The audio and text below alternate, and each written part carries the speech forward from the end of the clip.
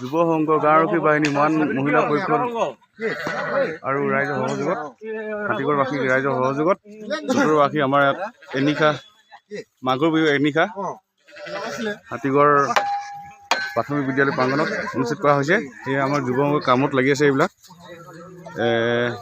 আপোনালোক আশা কৰিছোঁ সকলোৱে আহিব, আমাৰ শিল্পী লোৱা তেনেকুৱা ধৰণৰ আহিব। এইফালে এইবিলাক এইফালে কুমাৰ ৰক্ষীনন্দন, লেছপিন, ৰাজেন, ৰূপম কাশ্যপ আৰু এটা শিল্পী আছে আমাৰ ইয়াত আহিব। পখেন নেও নেকি কোনো শিল্পী আমাৰ ইয়াত